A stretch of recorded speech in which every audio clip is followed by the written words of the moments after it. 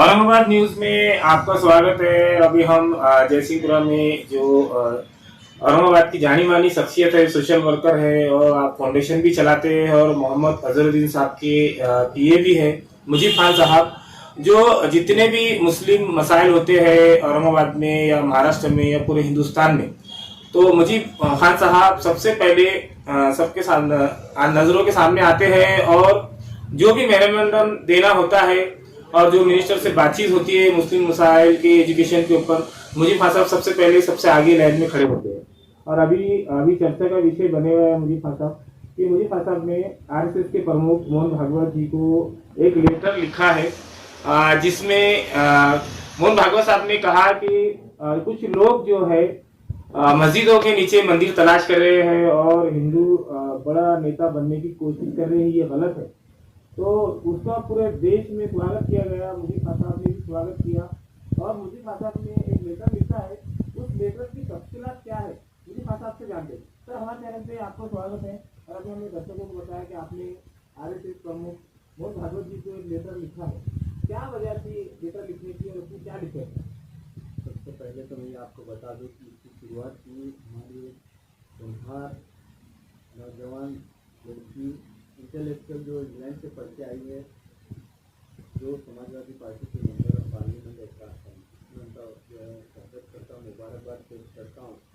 और मुझे खुशी हुई कि जो है वो उन्हें पॉजिटिव दिशा की तरफ जो है मुसलमान को लेके गए। और मैं भागवत साहब का भी बहुत शुक्रगुजार हूँ, एक मुस्लिम होने के नाते, एक हिंदुस्तानी होने के नाते। और भागवत साहब को मैंने एक लेटर लिखा हूँ, मैं मेल किया हूँ। मेरे पास तो तकरीबन सारे लोगों के मेल हैं, मैंने लेटर बाय पोस्ट भी किया, मेल भी किया। मैंने उनको इसलिए लेटर लिखा हूँ कि आज के दौर में जो है वो सारे हर जगह नेगेटिव चीज़ें हो जा रही है। कोई ज़मीन तलाश की जा रही, ज़मीन खोदी जा रही, कोई घर खोदे जा रहे, कोई मस्जिदें जो है खोदी जा रही, मस्जिद के ऊपर जो है एलिगेशन लगा जा रहा है। तो भागवत साहब ने कहा है कि एक लीडर एक ही बार जो है बड़ा हो सकता है उस मुद्दे पे।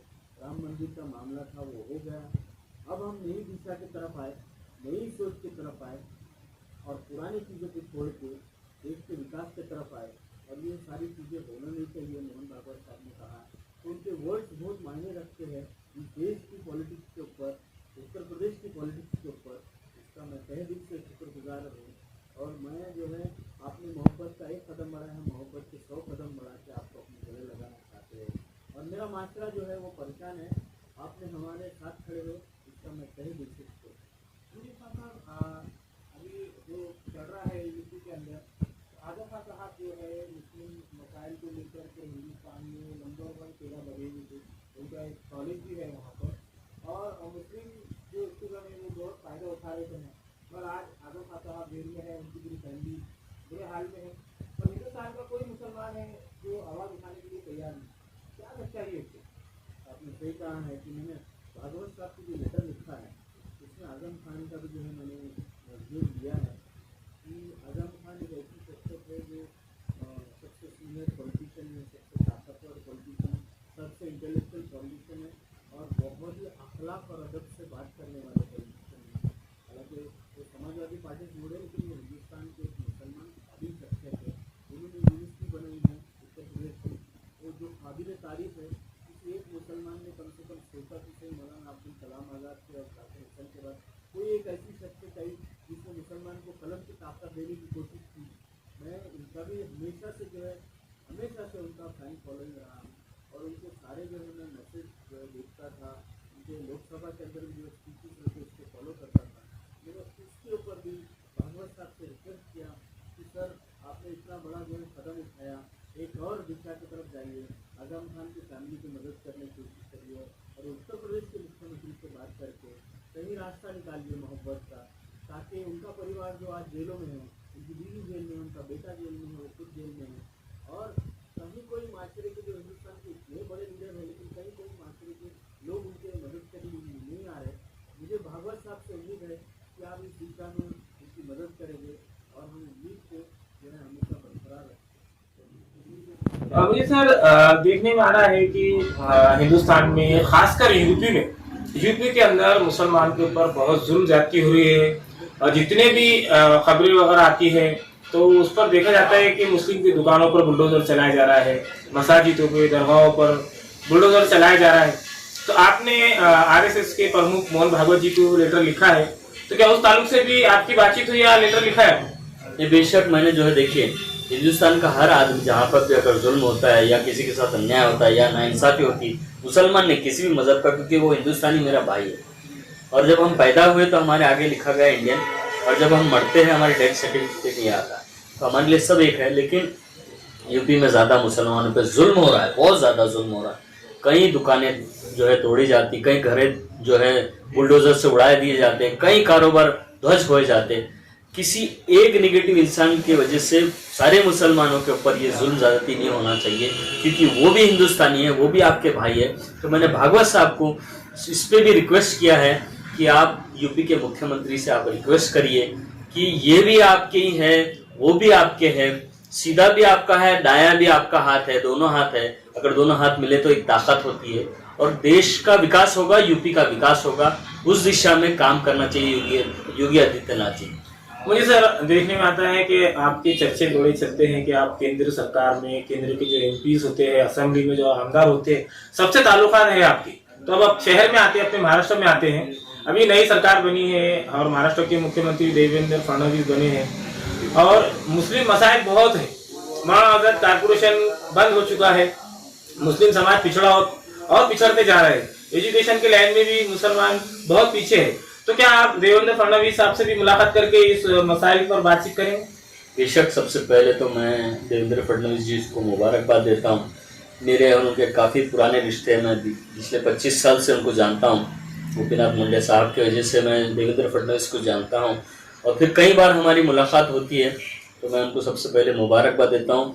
दूसरी बात, उन्होंने एक प्रोजेक्ट लेके आए यहाँ पर 22,000 करोड़ रुपए का, उसके लिए उनका तहे दिल से शुक्र अदा करता हूँ। और मैं उम्मीद करता हूँ देवेंद्र फडणवीस जी से कि मुसलमान के तरफ भी आप जो है एक नई पहल के तरफ देखिए, विकास के तरफ देखिए, हमको जोड़ने की कोशिश किए, हमारे सर पे हाथ रखिए, हम भी आपके ही है। जब आप महाराष्ट्र के मुख्यमंत्री बने हैं तो सभी के मुख्यमंत्री बने हैं। जो शपथ लिया है आपने, तो एक से लेके जेड तक सारों की आप जो है जिम्मेदारी आपके ऊपर है। तो मैं उस उम्मीद के साथ आपके साथ आता हूँ, और इस शहर के हालात जब देखता हूँ मैं, विकास नहीं है, विनाश के तरफ है शहर। आप देखिए रोड ऐसे जो है, कितने गड्ढे हैं, कितने हालात बद से बदतर है। मगे गेट की दिशा देखिए आप, क्या हालात है। मैंने म्युनिसिपल कॉर्पोरेशन को भी मिला, इम्तियाज जलील साहब थे यहाँ पर, उनकी लीडरशिप कहाँ फेल हुई वो तो वही सोचना चाहिए। मैं तो बार बार उनके बारे में बोलता हूँ और क्रिटिसाइज करता हूँ। क्रिटिसाइज करना मेरा हक है, मैं इस शहर का बाशिंदा हूँ, तो मेरा काम है। मैं प्रदीप जायसवाल साहब एक विजन वाले लीडर है, उन्होंने हमेशा शहर के विकास के लिए, शहर के मोहब्बत के लिए, शहर की एकता के लिए काम किया है। इलेक्शन के बाद उन्होंने हमेशा सबको जोड़ने की कोशिश की। मैं उनसे अपील करता हूं कि इस विकास को आगे लेके जाइए, फडणवीस साहब के पास जाइए, एकनाथ शिंदे साहब के पास जाइए। मैं भी आपके साथ आने के लिए तैयार हूं, और इस ताकत में हम साथ मिलकर काम करेंगे। मुझे सर अभी तो देश दुनिया की बातें होगी, अपने शहर की बात करते हैं जहाँ से अपन जुड़े हुए हैं। सर देखने में आता है कि अभी आपने मकई गेट का जिक्र किया, तो औरंगाबाद शहर में तारीखी असास से बहुत मौजूद है यहाँ पर, और उनकी देखभाल नहीं कर रहे हैं। और अभी जो 6-8 महीने से सड़कों के काम चल रहे हैं, बहुत खस्ता हालत है, ट्रैफिक जाम हो रहा है, बहुत मसले मसाइल उठ रहे हैं, मगर काम की रफ्तार बढ़ नहीं रही। और दूसरी बात ये भी है कि शहर में जो गोवा गुटखा का कारोबार चल रहा है, और ये नायलून का मांझा जो इस्तेमाल हो रहा है, उससे गर्दनें कट रही है, नौजवान जख्मी है, हॉस्पिटल में एडमिट है। तो क्या आप सीपी साहब से या मुख्यमंत्री साहब से, यहाँ के जो पालक मंत्री बनेंगे अभी, तो उनसे क्या मिलकर इसके ऊपर निवेदन देंगे? देखिए, आपने जो है ना ये मुद्दा, मैंने अभी आज सुबह ही पेपर में पढ़ा, मांझे का मामला जो है, कई हादसे हो रहे। तो सबसे पहले तो हमारे इस शहर के सबसे जो पावरफुल है पोस्ट है वो पुलिस कमिश्नर है। मैं चाहूँगा उनको एक निवेदन दूँ, उनसे मुलाकात करूँ, इस पे स्ट्रिक्ट से स्ट्रिक्ट जो है एक्शन होना चाहिए। मैं चाहूँगा कि संजय सिरसाट साहब, अतुल सावे साहब, प्रदीप जायसवाल साहब भी इसके ऊपर जो है स्पेशली कलेक्टर से और पुलिस कमिश्नर से बात करें। ये ज़रूरी है हमारे को, हमारे बच्चों को समझाना सही क्या गलत क्या। दूसरी बात है कि रोड की हालत बद से बदतर है शहर की। तो मैं म्युनिसिपल कॉर्पोरेशन श्रीकांत जी जो हमारे दोस्त हैं, मैं उनसे मुलाकात किया, और सीओ जो स्मार्ट सिटी के उनसे मुलाकात किया, उनसे कहा, मैंने रिक्वेस्ट किया कि सर ये शहर को ज़रा आप जो है स्पेशली जो है नज़र रखिए, क्योंकि हालात बहुत बदतर है। रोड के काम जो है एज इट इज़ पड़े हुए हैं, इतनी ट्रैफिक हो रही है, लोगों को बहुत तकलीफ हो रहा, किसी के मनके में प्रॉब्लम, किसी के बैक में प्रॉब्लम हो रहा, इतने गड्ढे हैं। अब हमारे जो एक्स MP थे इम्तियाज जलील साहब, और उन्होंने MP भी थे, MLA भी थे, उन्होंने जो है रास्ते में हमको बीच छोड़ के चले गए।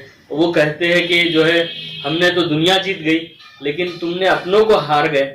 हमसे जो है इतने नज़दीकी रिश्ते थे, तो आपने हमको बीच मझधार में छोड़ के इसको, इस शहर को विनाश की तरफ छोड़ के चले गए। तो उम्मीद करते हैं प्रदीप जायसवाल जी जो है उसको कंटिन्यू करके विकास की ओर लेके जाए। मुझे सर आखिरी सवाल मेरा अभी, जब इलेक्शन आए थे तो टोबैको के ऊपर जो गुटखा होता है उसके ऊपर बहुत सख्त कार्रवाई की जा रही थी।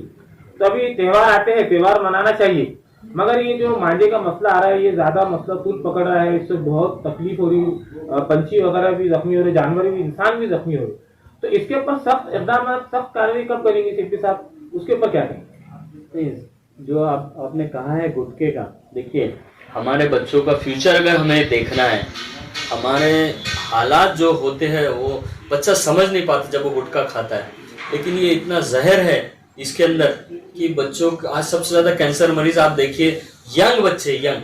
इस दिशा में मैं शहर के कलेक्टर साहब, पुलिस कमिश्नर साहब और जो हमारे पॉलिटिकल हमारे जो लीडर्स हैं, प्रदीप जायसवाल साहब हो गए, संजय सिंह साहब हुए, अतुल सावे साहब हो गए, इनसे अपील करूँ।